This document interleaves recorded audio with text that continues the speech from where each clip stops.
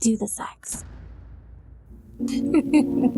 Today's Talk Sex with Annette topic is 5 spanking fantasies she wants you to know. Today, we are talking about spanking, and specifically the 5 spanking fantasies women are having and never saying out loud. Here's where we're starting. Up to 60% of women have fantasized about being dominated. More than half have fantasies about being spanked. And very few of them are saying it out loud to the person they're sleeping with. Not because they don't want it, but because asking for it feels like handing you a map to a part of them they've never shown anyone. So I'm going to hand you the map instead. 5 spanking fantasies women actually have, the specific scenarios, the dynamics, the setups she's been replaying in her head. And I'm going to tell you exactly how to deliver each one, how to build the energy, what to say, how to touch her, start to finish, so it lands sexy, not awkward, and not aggressive in a bad way. Not like you watched one video and then got brave and gave it a try.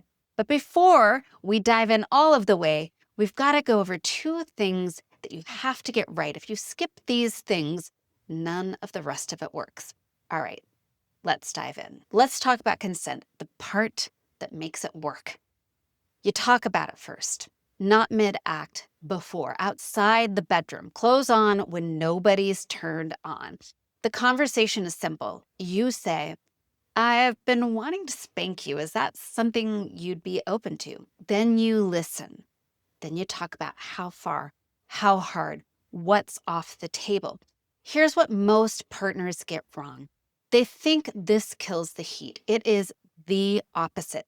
Every bit of research on this says the same thing. Submission only works when it's chosen. The defining feature isn't the spanking, it's that she said yes to it.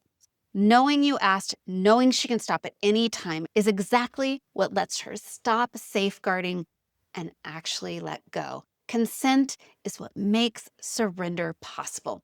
You don't get one without the other. And once you've got the green light, then you don't have to ask mid-scene. You lead. Next, we've got to go over the rules so nobody gets hurt. This matters. If you get this wrong, you don't get a second try. So here's where impact is safe. You are going to be spanking the fullest part of her ass, the curve where the cheek meets the top of the thigh. That's the zone, the sweet spot, if you will. Here's where it's never, ever, ever safe to strike.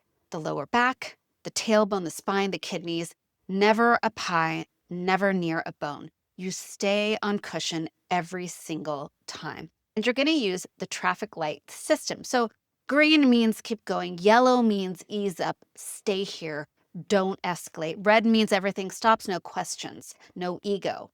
It's easier than a single safe word because it lets her steer the intensity in real time instead of choosing between fine and full stop. You check in with one word, color, and she answers with one word back. Here's the last thing. You ramp up. You do not go 0 to 100. You start light, a warm-up she barely feels, and you build slow. Intensity climbs over minutes, not over seconds. Going hard out of the gate doesn't read as confident. It reads as a man who has no idea what he's doing. All right, that's the rule book. Now let's build the experience. There's a reason over the knee lives in so many women's heads, and it's not about pain. The fantasy is this. She's pulled across your lap. She didn't choose the position. You put her there. And what's moving through her isn't fear, it's permission. This is a discipline dynamic, and here's what most partners miss. It's not just punishment. It's punishment and praise. She's being corrected and rewarded in the same breath. She wants to be a little bad, so you'll handle her, and she wants to be your good girl for taking it. Both at once. That loop is the entire fantasy. The research on submission backs this. What she's actually chasing is structure, clear rules, clear consequences, and the relief of someone else holding onto the wheel for a little while. And physically, the buttocks are dense with nerve endings sitting right over the pelvic region. Impact there floods the body with endorphins and dopamine, the same opioid rush behind a runner's high. The sting becomes heat, the heat becomes arousal, start to finish. You don't ask her in the moment, you tell her. That's the dynamic she's after. Sit on the edge of the bed, feet flat, and say it like you mean it. Come here. get over my knee. If she hesitates or she's playful, you don't waver. Now, the command is the gift. A question makes her lead. An order makes her follow. Guide her down across your thighs, hips at your lap, upper body tipped forward and supported. Her ass is the high point. Then you slow all of the way down with an open hand that's flat. Rub first, warm the skin, and let her feel your palm. Let the anticipation sit. Your first contact is light, it's almost nothing. You're building. As you go, you talk. This is where punishment and praise live. When you first start, you can say things like, you know why you're here. And then a few in, you can give her the classic, good girl. Or you can say, I'm so proud of you. You alternate the correction and the reward, back and forth. That's the rhythm that takes her apart. You're going to build slow and you're going to watch her body and you're going to check in with her for her color. She's also going to tell you with her body when she arches, she pushes back, or she goes quiet in that good way. You're going to follow that, not a number of spanks that you have in your head. Remember, over the knee isn't about the spank, it's about being put there. Spanking fantasy number 2 is the warning. The hottest part of spanking for a huge number of women happens before you ever touch her. This is the one almost nobody talks about. It's the warning, the wait, the you know what's coming. When researchers ask people what the most charged part of impact play is, a stunning number don't say the contact. They say the announcement, the moment she's told it's coming and made to wait for it. Anticipation is its own drug. The brain ramps arousal in the gap between knowing and getting. Start to finish. You tell her, then you make her wait. I'm going to spank you. Pause, but not yet. Let it hang there. Then you touch, but not the strike. You rest your hand flat on her, right where it's going to land. Let her feel the weight of it. Maybe you rub slow. You're letting her body brace for something you're deliberately not giving yet. You narrate the weight, not until I decide. You're going to be quiet and you're going to be certain. Then you watch her start to squirm. That's the point. You hold it 3 seconds longer than feels comfortable. Then 4. And when it finally lands, it lands into a body that's been wanting it without a word. The first real contact after the wait hits twice as hard as the same strike done cold. Make her wait for it. The wait is the whole thing. Spanking fantasy number 3 is the stack. This one isn't a scene, it's a layer, and most partners never think to add it. Spanking doesn't need its own setup. It can fold straight into sex she's already having. She's bent over, you're already inside her, and you stack it on top. Here's why it works. It's pure escalation. Her body is already flooded, already in that heightened state where arousal turns sensation up, not down. Impact on top of penetration stacks intensity on intensity.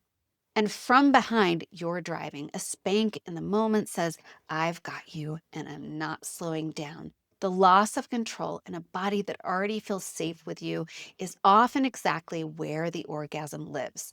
So start to finish. You don't open with it, you earn your way there. She's worked up, the rhythm's going, she's pushing back into you. Then you stack it on. The first one's light, almost a question your hand asks. You feel her answer. She pushes back harder. She moans. She arches. That's your green to build. You also match the spank to rhythm. This is not random. It is timed. The strike lands the moment she drives back into you. So the impact and the thrust become one sensation. And you bring words in. Of course, you're going to use the kind of words that she likes most. You can bring in phrases of praise, phrases of discipline or degradation if that's something that she's into. Remember, you keep it on cushion. You keep building with her body and you let the stacking do the work. If you're already inside her, stack this on and watch what happens. Spanking fantasy number 4 is make her earn it. A spank with nothing said is a spank. A spank she has to respond to is a memory. This is impact plus voice, but turned up. You're not just talking, you're making her participate. making her count them, making her say thank you, making her ask for the next one. And here's why this works. The spank itself puts her in a submissive headspace. Making her respond locks her into it. Counting each one out loud, saying thank you, asking please, may I have another, those rituals aren't filler. Practitioners and researchers both point to them as the thing that heightens the psychological intensity because every word she says is her choosing it again and again, not just receiving. She's surrendering out loud and on purpose. And there is nothing hotter to her brain than catching herself doing it. So from start to finish, you set the rule before you start. You're going to count each one and you're going to thank me. Simple and clear. Then you make her hold to it. She counts one and you wait. If she forgets, you don't move on. You missed one. Start over.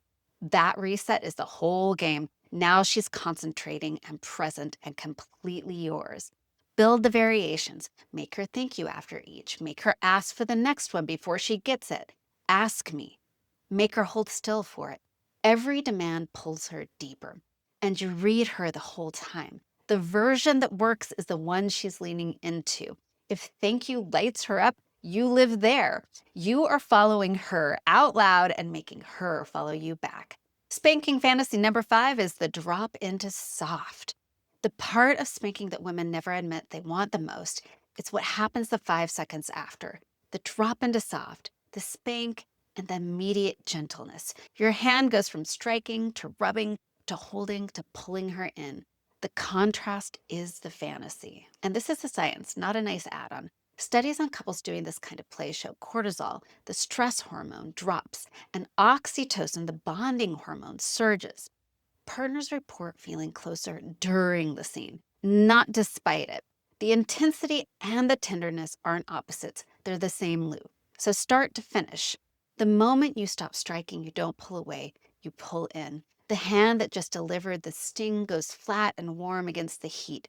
You rub where you struck, press in. Then the voice drops all of the way down. You did so well. I have got you. You hold her. You actually hold her. You pull her up and into you if the position allows, and you stay there a beat longer than you think you need to. The harder the scene, the longer the drop into soft. This is what makes her feel held instead of used. It's what makes her trust you enough to go further the next time. And finally, let's talk about the aftercare. Do not skip this. The drop into soft happens in the moment. Aftercare happens after the whole thing's over, and it is not optional. And here's the physiology. She just rode a wave of endorphins, adrenaline, and dopamine. When the scene ends, those chemicals crash, sometimes fast, and it can leave her feeling shaky, weepy, or low for no reason she can name. That's normal. It has a name. It's called subdrop, and a good partner plans for it. You stay. You don't roll over and grab your phone. You get her water. You get her warm, a blanket, your body, whatever. You hold her and let her come down slow. And you check in immediately and the next day. You ask things like, how did that feel? And is there anything you want more or less of? That's not clinical. It's how the next time gets better.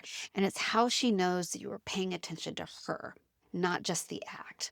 Aftercare is the difference between the partner she just let spank her once and the person she trusts with all of it. Here's what every one of these fantasies has in common. None of them are about hitting her harder.